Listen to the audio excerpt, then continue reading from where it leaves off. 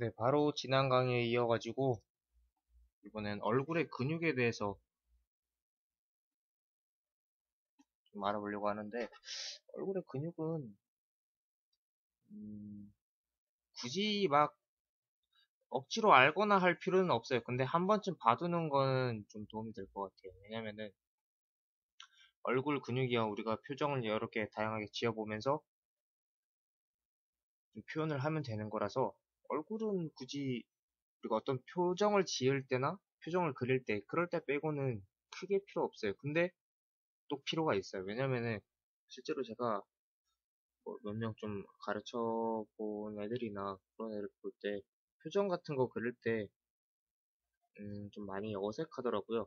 그거는 내가 그 표정을 지어 볼 줄 알면서도 안 지어 본다거나 그러니까 자기 표정은 가장 훌륭한 교과서라고 할 수 있는 게 자기 자신이 있는데 자기 자신을 거울에 안 비춰본다든지 뭐 그런 거겠죠. 그냥 조금만 해당 근육을 움직여 보면은 그게 어떤 표정이 나오는지 알 수가 있을 텐데 뭐 그게 아니라면은 이게 내가 그걸 굳이 참고하기 싫거나 그럴 때, 참고를 하기 좀 꺼려질 때, 뭐 그럴 때는 그냥 얼굴 근육 같은 걸 파악을 해서 대충 어느 부분의 그 근육이 어떻게 움직이는지 그거를 한번 보면 될 것 같아요. 이것도 그냥 간단하게만 그리고 넘어갈게요. 대충 눈알의 위치가 이쯤에 이렇게 있고 코의 위치도 대충 이렇게 있어요.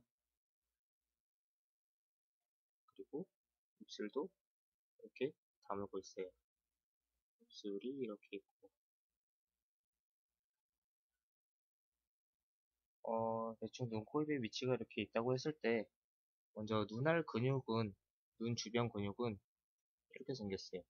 눈 두덩이를 이렇게 감싸고 있고, 마찬가지로 아래도 이렇게 감싸고 있고,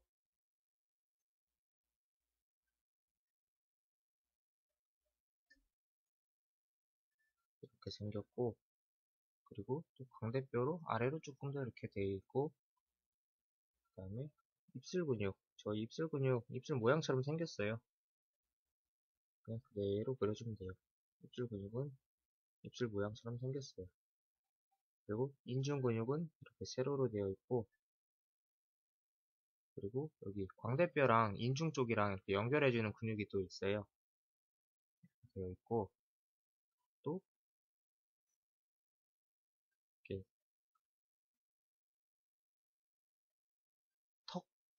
턱 부분이랑 입이랑 또 연결해주는 근육이 이렇게 존재하고 또 아래턱이랑 연결해주는 근육이 있고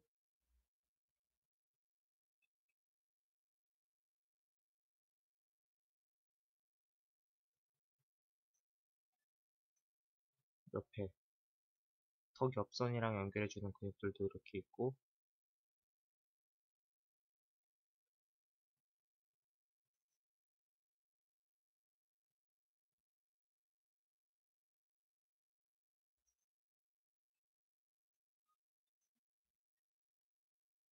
뭐 다 찌그러지네. 여기 이마 근육은 이렇게 세로 방향으로 되어 있고 네, 좀 알아보기 힘들겠지만 대충 이렇게 생겼어요.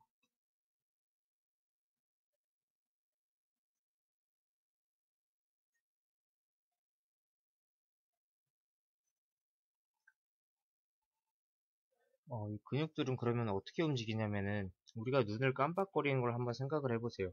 이렇게 된 거는 위아래로 움직여요. 눈썹이. 그리고 또 미소를 지으면 이 옆쪽 근육들이 여기 있는 이런 근육들이 당겨지면서 좌우 운동을 또 하게 돼요. 우리가 눈웃음 지을 때 보면은 눈이 쭉 이렇게 찢어지잖아요. 그거는 쭉 근육들이 이렇게 움직이게 되면서 좌우로 움직이게 되면서 이렇게 변화를 하게 되는 거고 또 막 되게 인상을 찡그릴 때 있잖아요. 뭐 눈썹이 이렇게 될 때.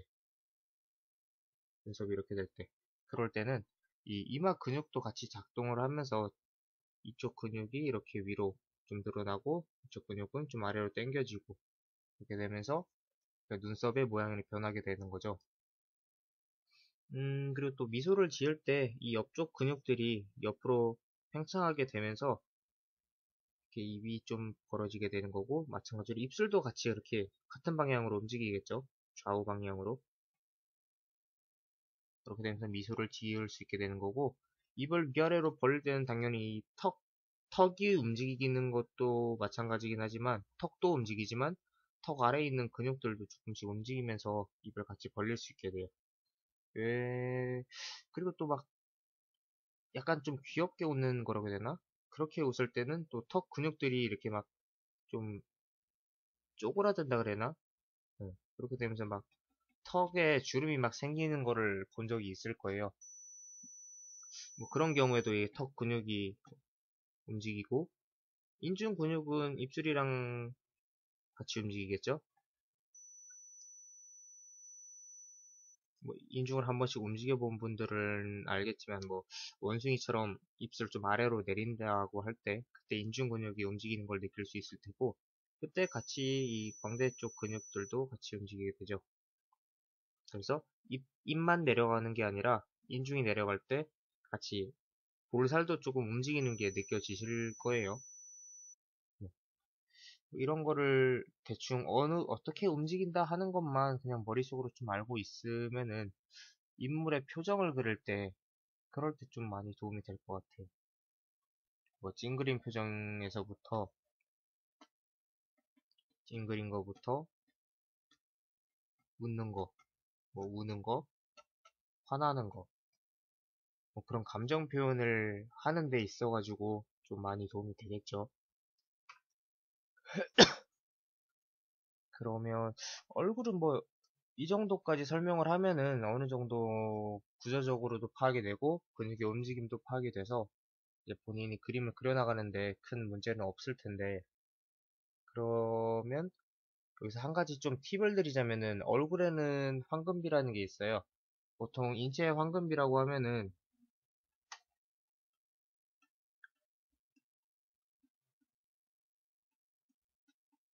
레오나르도 다빈치 이분이 실제로 해부를 해가면서 사람을 해부를 하면서 인체 황금 비율이나 그런 거를 책으로 만들어낸 진짜 의학계뿐만 아니라 미술학계에도 진짜 많은 도움을 주신 분이죠.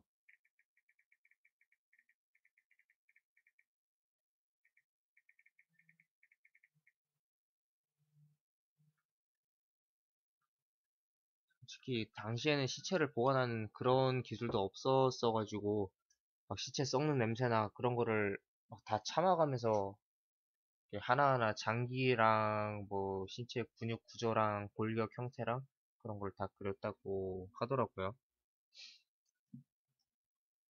그러면 우선 머리를 다루고 있으니까 얼굴에 관해서 황금 비율이 어떤 게 있는지 한번 알려드리도록 할게요. 간단하게.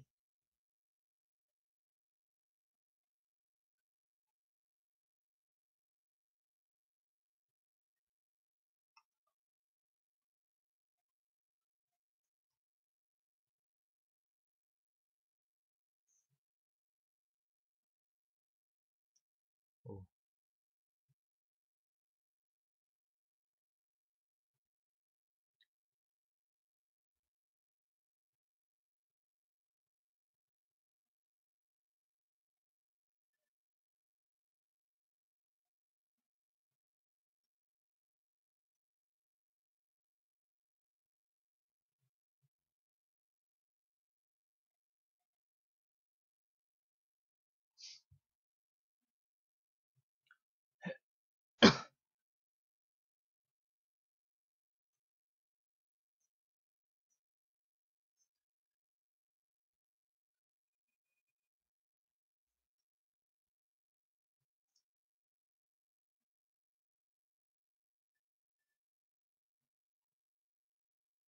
대충 그냥 사람이 이렇게 있다고 칩시다.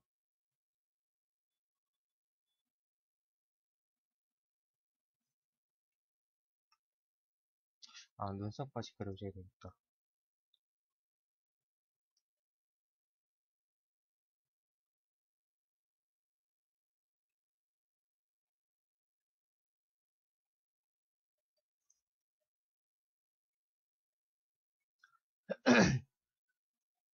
먼저 이 사람이라고 하는 거는 어느 정도 비례에 맞게 창조된 조물주의 아주 훌륭한 피조물이라고 할 수 있죠.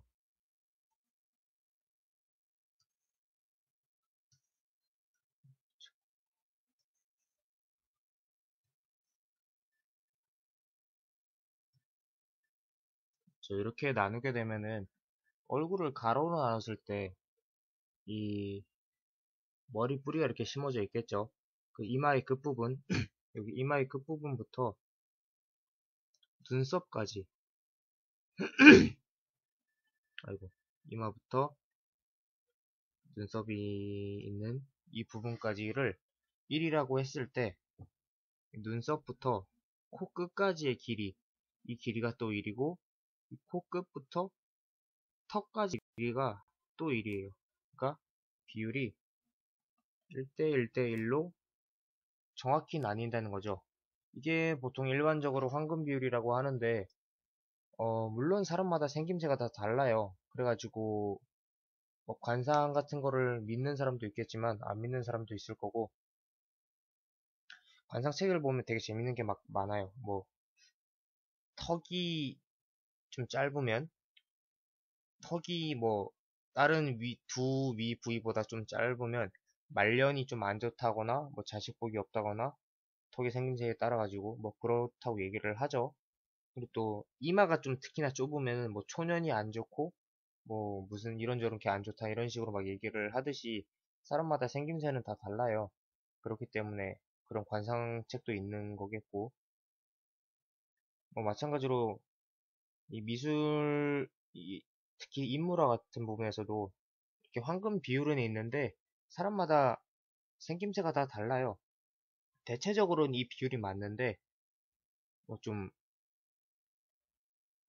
얼굴 비하를 하는 건 아닌데 하여튼 좀 특정 부분이 좀 길어서 아니 혹은 짧아서 좀 되게 뭐 못생겨 보인다거나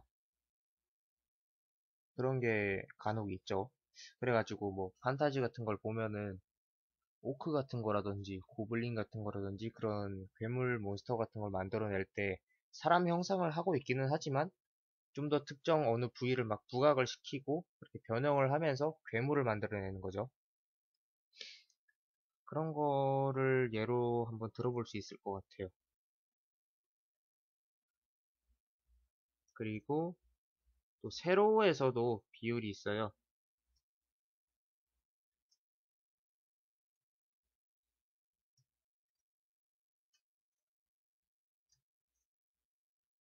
세로 같은 경우에는 이 눈 하나를 일로 봤을 때 반대쪽은 똑같이 하나겠죠. 그 눈과 눈 사이 여기 앞트임 되는 부분이라 그래야 되나? 네, 이 부분과 이 부분의 거리가 똑같이 일로 같아요. 눈알이 정확하게 하나가 더 들어갈 수 있는 그 크기가 돼요. 그리고 또 하나 알려드릴 점이 이게 있잖아요. 눈 크기. 이거를 그대로 내려가지고 여기 눈 끝나는 부분부터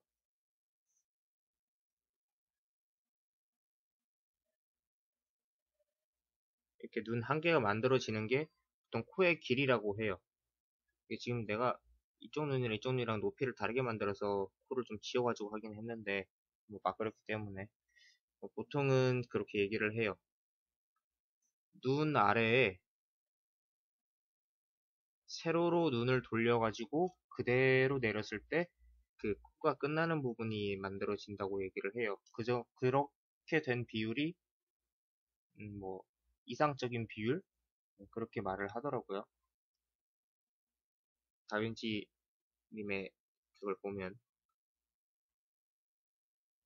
이 비율을 맞춰서 그려주면 아무래도 좀 미남형이라든지 미인형을 그릴 때 좀 예쁜 얼굴을 그릴 때 좀 많이 도움이 되겠죠. 그래서 지금 이렇게 간단하게 설명을 하는 거고, 이런 거는 참고만 해주면 좋을 것 같아요. 앞으로 뭐 괴물을 그릴 때도 이 기본 비율을 통해서 뭐 좀 변형을 해서 괴물을 만들어 나갈 수 있는 거니까. 그리고 또 하나 옆모습으로 알려드리자면은,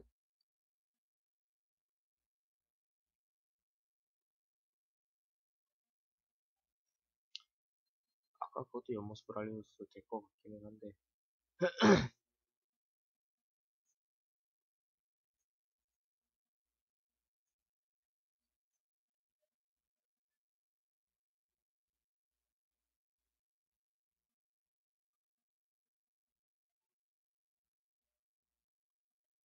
이거 대충 사람 옆모습이 있어요.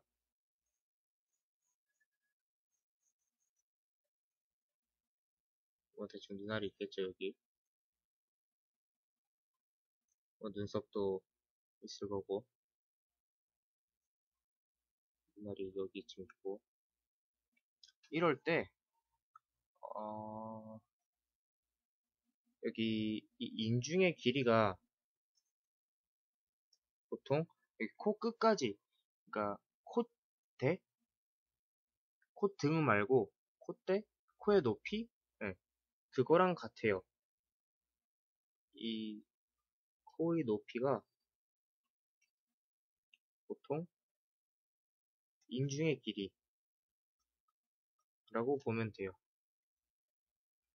물론 얘기했던 것처럼 당연히 좀 비율이 안 맞는 그런 것도 있기는 하지만 보통 가장 안정적인 비율이 이렇다고 얘기를 해요. 그래서 이런 부분도 같이 참고를 해주면서 옆모습 그릴 때 같이 그려주면 좀 도움이 되지 않을까?